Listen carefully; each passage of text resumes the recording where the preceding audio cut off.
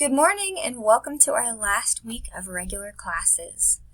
All of your topics in your PI are due by the end of this week, so do your best to complete as many as you can. Please get a hold of me as soon as possible and let me know what all days and times you're available if you need some help completing those. But they are all due by the end of this week.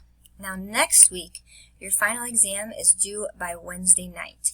So if you didn't quite get all your topics done, theoretically you could still work on them Monday or Tuesday. It won't count towards your grade for completing the topics, but it will help you score better on your final. It is just like with the midterms, it's to your benefit to have as many topics completed before you take it as you can. The final is going to be a knowledge check in ALEKS, just like your midterms were.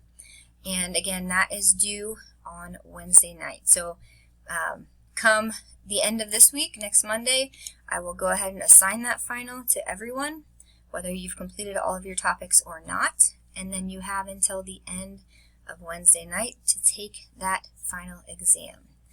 So this week, though, just focus on getting as many topics done as you can, and be sure to let me know if you have any problems or need any help. I'd love to get together with you. Have a great week and get those topics done.